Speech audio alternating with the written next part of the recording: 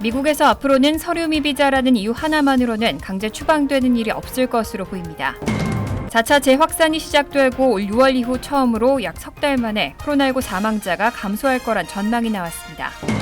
텍사스주 한 응급병원이 지난해 6월 코로나19 검사 비용으로 환자에게 무려 5만 4천 달러를 청구한 사실이 뒤늦게 드러났습니다. 연방준비제도에서 주로 참고하는 물가지표가 또 급등했습니다.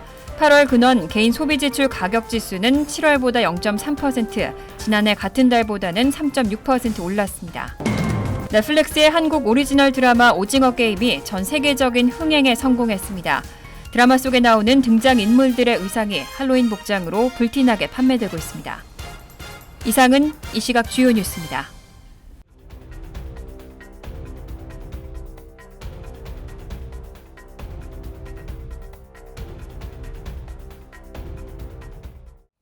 시청자 여러분 안녕하십니까? KBN 뉴스입니다. 미국에서 앞으로는 서류 미비자라는 이유 하나만으로는 강제 추방되는 일이 없을 것으로 보입니다. 특히 보건 의료 종사자나 종교 지도자, 농업 종사자 등 오랜 기간 미국 사회에 기여한 불법 이민자의 체포나 추방도 허용되지 않습니다. 알레한드로 마요르카스 국토안보부 장관은 어제 미등록자라는 이유 하나로 강제 추방되는 것을 금지하는 내용의 가이드라인을 제시했습니다. 마요르카스 장관은 이민 세관 단속국 요원들에게 보낸 메모에서 국가와 국경 안보 및 공공안전에 위협을 가하는 이민자들의 체포와 추방에 초점을 맞추도록 새로운 지침을 설명했습니다. 여기에는 테러나 간첩 혐의를 받고 있는 사람들과 중대 범죄를 저지른 사람들, 그리고 2020년 11월 1일 이후 불법적으로 미국 멕시코 국경을 넘은 이주자들이 포함됩니다. 국토안보부의 지침서에는 개인에 대한 사례별 평가를 통해 이런 범주에 속하는지 여부를 결정할 것을 요구하고 있습니다. 앞으로 최전선에 있는 보건 의료 종사자와 종교 지도자, 농업 종사자 등 오랜 기간 미국 사회에 기여한 불법 이민자들을 체포하거나 추방하는 건 허용되지 않습니다. 부도덕한 지주나 고용주에 반대하거나 시위를 벌였더라도 중대 범죄를 저지르지 않았다면 이민자를 체포하는 것을 피해야 합니다.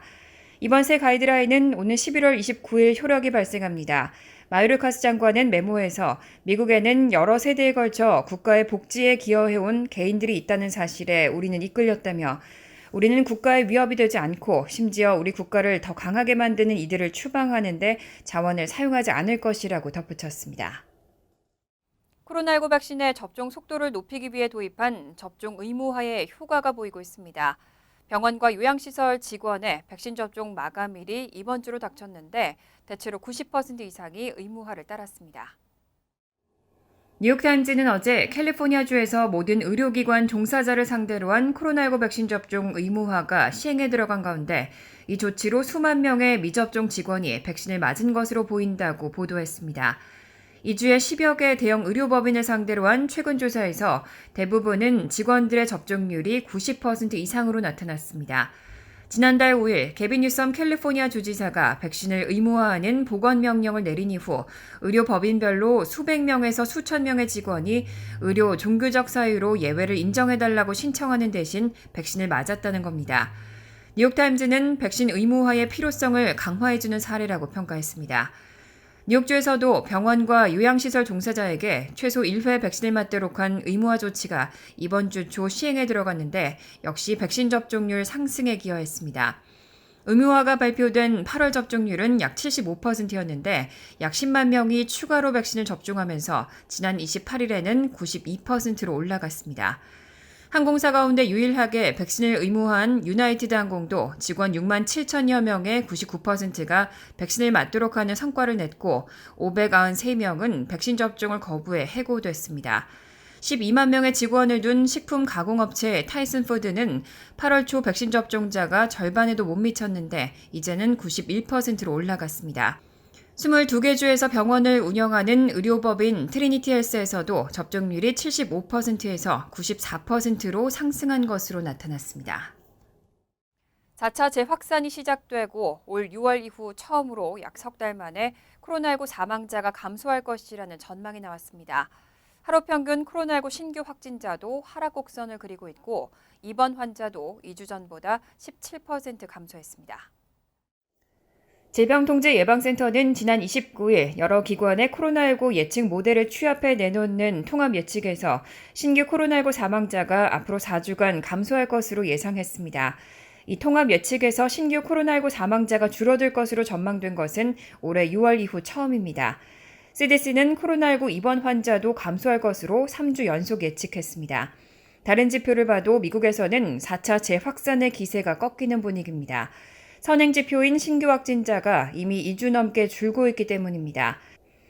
뉴욕타임스 집계에 따르면 미국의 7일간 하루 평균 신규 코로나19 확진자는 지난 13일 17만 5천여 명으로 정점을 찍은 뒤 하락 곡선을 그리고 있습니다. 29일 기준으로는 2주 전보다 26% 감소한 11만 2,798명으로 집계됐습니다. 하루 평균 입원 환자도 2주 전보다 17% 줄며 8만 명대에 진입했고 하루 평균 사망자도 1,984명으로 지난 17일 이후 처음으로 2,000명 아래로 내려왔습니다. 스캇 고틀립 전 식품의약국 국장은 지난 26일 CNN 방송에서 추수감사절인 11월 25일 무렵에는 하루 신규 확진자가 2만여 명으로 감소할 것으로 예상했습니다. 다만 앤서니 파우치 국립알레르기 전염병 연구소 소장은 얼마나 더 많은 사람에게 백신을 맞히는지에 달렸다고 단서를 달았습니다.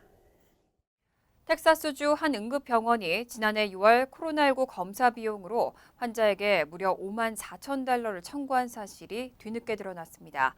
특정 의료업체의 바가지 코로나19 검사비 청구 사례가 적지 않은 것으로 나타났습니다.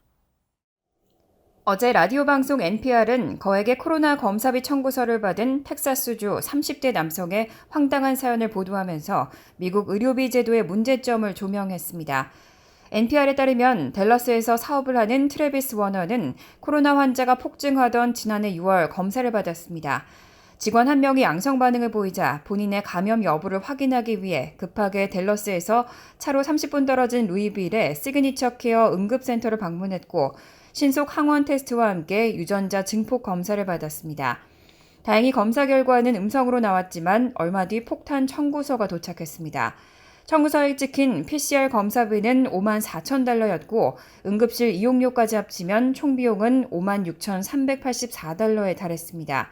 불행 중 다행으로 트래비스는 건강보험 제공업체 몰리나의 개인보험을 든 상태였고 보험사는 병원과 협상을 벌여 검사비를 16,915달러 20센트로 낮춘 뒤 이를 전액 지급했습니다.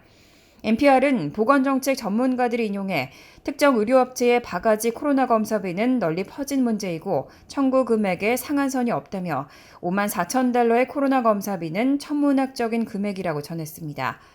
NPR은 미 의료비 지출의 최대 10%가 사기 등에 따른 과다 청구 사례라며 고객은 치료비 청구서를 항상 주의 깊게 읽어보고 비용이 적절하지 않을 경우 보험사에 전화해 다시 확인해야 한다고 당부했습니다. 이렇게 건강상의 문제로 어려움에 닥쳤을 때 감당할 수 없는 의료비까지 청구되는 걸 막기 위해서 바이든 행정부가 나섰습니다. 바이든 행정부는 의료비 청구와 관련한 소비자 보호를 위해 내년 1월 1일부터는 거액의 깜짝 의료비 청구를 금지하기로 했다고 밝혔습니다.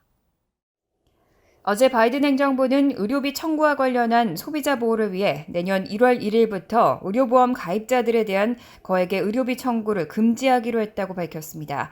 이에 따라 소비자들은 내년부터 가장 가까운 병원 응급실이 자신이 가입한 의료보험 서비스 제공에 포함되지 않았더라도 거액의 의료비 청구서를 받을 것을 걱정하지 않아도 됩니다. 인생의 가장 취약한 순간에 감당할 수 없는 거액의 의료비가 청구되는 것을 막기 위한 조치입니다. 또 앞으로 소비자들은 의료보험에 포함되지 않은 임상의가 의료보험에 포함된 병원에서 이루어지는 수술에 참여했을 때 발생하는 예상치 못한 비용 부담으로부터도 보호받게 됩니다. 이 경우 환자들은 의료보험에 포함된 비용에 대해서만 책임지게 됩니다. 새 소비자 보호 조치의 핵심은 병원과 의사, 보험사들이 환자를 끌어들이지 않고 수수료를 흥정하기 위해 사용할 이면 분쟁 해결 절차입니다. 보험사와 서비스 제공사가 공정한 지급에 동의하지 않을 경우 어느 한쪽은 30일의 협상 절차를 시작할 수 있고 30일 동안 합의에 이르지 못하면 독립적인 중재자에게 해결을 의뢰할 수 있습니다. 중재자는 비용이 걷잡을 수 없이 늘어나는 것을 막기 위해 의료 서비스가 균형에 맞춰 제공되도록 미리 정해진 금액을 지침으로 사용하게 됩니다. 바이든 행정부는 또 의료보험에 가입하지 않은 사람들과의 의료비 분쟁을 해결하기 위한 절차도 마련할 계획입니다. 중앙은행인 연방준비제도에서 주로 참고하는 물가지표가 또 급등했습니다. 8월 근원 개인 소비지출 가격지수는 7월보다 0.3%, 지난해 같은 달보다는 3.6% 올랐습니다. 상무부는 8월 근원 개인 소비지출 가격지수가 전월보다 0.3%, 전년 동월보다 3.6% 각각 올랐다고 오늘 밝혔습니다. 다우존스가 집계한 전문가 전망치 전월 대비 0.2%, 전년 동월 대비 3.5%를 살짝 넘어섰습니다. 전년 동월 대비 상승률은 두 달 연속 3.6%로 지난 1991년 5월 이후 30여 년 만에 가장 높은 수준을 유지했습니다. 근원 개인 소비지출 가격지수는 연준이 인플레이션 추이를 관찰할 때 가장 선호하는 물가 관련 통계 지표로 알려져 있습니다. 연준의 물가 상승률 목표치는 평균 2%입니다. 변동성이 높은 에너지와 식료품까지 포함해 산출한 근원 개인 소비지출 가격지수는 전월보다 0.4%, 전년 동월보다 4.3% 각각 오른 것으로 집계됐습니다. 근원 개인 소비지출 가격지수의 전년 동월 대비 상승률은 1991년 1월 이후 최대폭입니다. 에너지 가격이 24.9% 급등한 것이 큰 영향을 미친 것으로 분석됩니다. 오늘 발표는 목표치를 크게 넘어선 물가 상승 움직임이 내년에도 지속될 수 있다는 우려가 제기되는 가운데 나왔습니다. 제롬 파월 연준 의장은 지난달 29일에서 30일 의회에 잇따라 출석해 공급망 병목 현상을 인플레이션의 원인으로 지목하면서 언제 인플레이션 압력이 진정될지 구체적으로 예상하기 어렵다고 밝혔습니다. 코로나19 대유행 이후 미국에서는 지난 9월 초까지 약 8,730억 달러의 코로나19 특별 실업급여가 지급됐는데요. 이 가운데 10%에 달하는 870억 달러 이상이 사기꾼들에게 부적절하게 지급된 것으로 추산되고 있습니다. 코로나19 대유행으로 지급된 특별 실업급여 가운데 10%인 870억 달러 이상이 사기꾼들에게 부적절하게 지급된 것으로 나타났습니다. 특히 애리조나주는 전체 특별 실업급여 지급액 중 27%가 사기꾼들 손에 들어가 피해 비율이 가장 높았습니다. 어제 애리조나주 특별실업보험 급여를 감독하는 경제안보국의 마이클 와이즈하트 국장은 코로나19 대유행 시작 이후 애리조나주가 지급한 160억 달러의 특별실업보험금 가운데 27%가 사기범들에 편취됐다고 밝혔습니다. 대부분의 사기는 대유행 초기 몇 달 동안 발생했고 연방에서 자금을 지원하는 긴급 실업보험 프로그램에 타격을 입혔습니다. 와이즈하트 국장은 사기로 인한 애리조나주의 손실액은 43억 달러에서 44억 달러라고 말했습니다. 또 그 돈의 대부분은 이 프로그램 초기 신원 확인이 되지 않은 틈을 타 다른 주나 해외 사기꾼들이 빼돌려 영원히 회수가 불가능할 수 있다고 덧붙였습니다. 코로나19 관련 실업수당 사기는 애리조나주만의 문제는 아닙니다. 노동부 감찰관실은 지난 6월 미국의 주들이 9월 6일 코로나19 실업보험 프로그램 종료까지 특별 코로나19 실업수당 8,730억 달러 중 10%인 870억 달러 이상을 부적절하게 지급했을 것으로 추정했습니다. 미 전역에서 경찰의 과도한 물리력과 총기 과용 사용이 심각한 사회 문제로 지적되고 있습니다. 뉴욕타임즈는 경찰 공권력에 의한 사망자 수가 공식적으로 알려진 것에 배가 넘는다면서 상식적으로 용인할 수 있는 정도를 넘어서는 편차가 발견됐다고 보도했습니다. 어제 뉴욕타임스는 미국에서 경찰 공권력에 의한 사망자 수가 공식적으로 알려진 것에 배가 넘는다고 영국 저명 의학 잡지 랜싯을 인용해 보도했습니다. 랜싯의 논문은 미국의 공식 사망증명서 시스템상 명시된 경찰에 의한 사망 집계와 경찰 물리력 행사를 모니터해온 비영리단체 및 언론 기사의 집계를 비교했습니다. 비교 결과 1980년부터 2018년까지 기간에 경찰 모니터 단체가 일일이 헤아려 오고 언론 기사에서 유추할 수 있는 미국에서 경찰에 의해 사망한 자는 3만 1,000명에 육박합니다. 그런데 전국 사망 증명서 시스템상에서 경찰에 의해 사망했다고 사인에 기재된 수는 이에 45%밖에 안 됐습니다.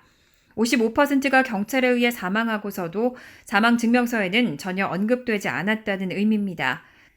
이런 통계 미비가 일어나는 원인으로는 변사 및 폭력 사망의 사인을 조사하는 검시관이 대부분 백인이고 경찰 조직과 유착돼 있다는 점, 그리고 미국에 경찰 사망에 관한 전국적 통계 시스템이 존재하지 않는다는 사실이 꼽혔습니다. 실제 경찰에 의해 사망한 3만 1,000명 가운데는 흑인이 백인보다 인구 비중의 3.5배나 많았습니다. 뉴욕타임스는 미국에서 폭력 범죄가 1990년대 초반에 정점을 찍고 하향세로 돌아선 것과는 대조적으로 합법이든 불법이든 경찰에 의해 사망한 사람 수는 오히려 해가 갈수록 늘고 있다고 지적했습니다. 넷플릭스의 한국 오리지널 드라마 오징어 게임이 전 세계적인 흥행에 성공했습니다. 드라마 속에 나오는 등장인물들의 의상이 할로윈 복장으로 불티나게 판매되고 있습니다. 인터넷 매체 악시오스 등에 따르면 오는 31일 할로윈이 다가오면서 의상 제작 업체들은 오징어 게임에 등장한 복장을 상품으로 제작해 판매하고 있습니다. 한 매체는 드라마에서 참가자들을 관리 감독하는 병정 캐릭터 의상이 가장 인기가 많다며 온라인을 통해 구매할 수 있는 방법을 소개했습니다. 병정의 빨간색 점프슈트와 벨트는 $50가량에 판매되고 있습니다. 동그라미와 세모, 네모 등이 그려진 검은색 마스크는 아마존에서 가격대 $22에서 $27 사이에 판매됐지만 현재 매진된 상태입니다. 대체품으로 드라마 속 게임 참가자들이 입은 녹색 운동복에 흰색 티셔츠도 있다고 소개됐습니다. 티셔츠 등에 번호를 붙이면 게임 참가자로 분장할 수 있다고 조언하기도 했습니다. 악시오스는 드라마 흥행으로 투자자들이 주연 배우 소속사 등의 주식을 사들이고 있다고도 전했습니다.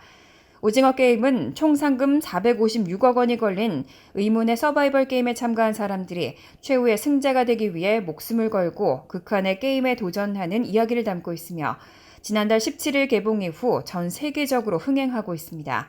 이날 글로벌 OTT 컨텐츠 순위 집계 사이트인 플릭스 페트롤에 따르면 오징어 게임은 83개국 중 인도를 제외한 82개국에서 1위를 차지했고 총 829점으로 전체 1위로 집계됐습니다. 간추린 소식입니다. 찰스윤 뉴욕 한인 회장이 브렌튼 필 인스티튜트 앤 카운슬링 센터가 수여하는 2021 노먼 빈센트 필 어워드 수상자로 선정됐습니다. 샤리 블링크 브렌튼 필 인스티튜트 앤 카운슬링 센터 회장은 윤 회장은 팬데믹이라는 불안한 상황 속에서 소외된 이웃을 위해 발벗고 나섰다며 그 결과 $150만 기금을 모금할 수 있었고 이로 인해 많은 이들을 도울 수 있었다고 평가했습니다. 또 그가 팬데믹 기간에 보여준 리더십은 한인 사회의 위상을 더욱 높이는 계기가 됐다고 말했습니다. 시상식은 오늘 10월 20일 오후 6시 30분 온라인으로 개최됩니다. 한국 정부가 뉴욕 문화원장을 공개 채용합니다. 한국의 인사혁신처가 최근 발표한 2021년 10월 개방형 직위 등 공개 모집에 따르면 임용 직위는 뉴욕 총영사관 영사 겸 문화원장, 칠레 대사관 공사 참사관, 브라질 대사관 공사 등입니다. 뉴욕 문화원장 등 7개 직위는 민간인만 지원할 수 있는 경력 개방형 직위입니다. 문화정책 일반, 문화예술 산업, 홍보 마케팅 등의 관련 분야에서 경험을 쌓은 전문가가 지원 가능하고 개방형 직위 공고 및 서류 접수 기간은 오는 16일까지입니다. 뉴욕시 이민서비스국이 허리케인 아이다로 침수 피해를 입은 이민자 커뮤니티에 각종 지원책을 안내하고 신청을 독려하고 있습니다.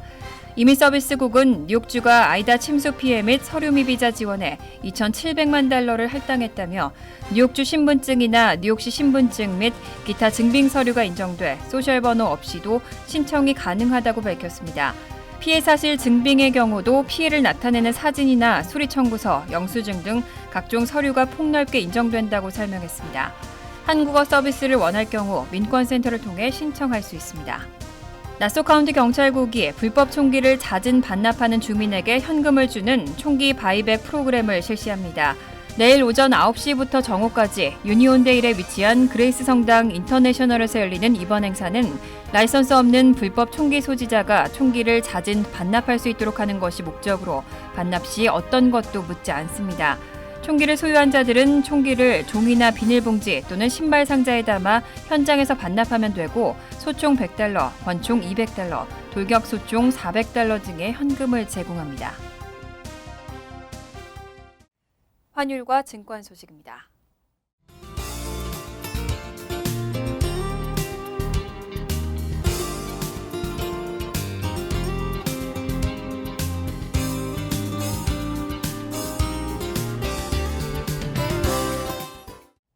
이어서 날씨입니다. 토요일은 화창하겠습니다. 낮 최고 기온은 76도, 섭씨 24도, 낮 최고 기온은 76도, 섭씨 24도, 밤 최저 기온은 62도, 섭씨 17도로 예상됩니다. 일요일도 화창하겠습니다. 월요일은 흐린 가운데 때때로 소나기 내릴 가능성이 있겠습니다. 이상으로 KBN 뉴스를 마칩니다. KBN과 함께 즐거운 저녁 되시기 바랍니다.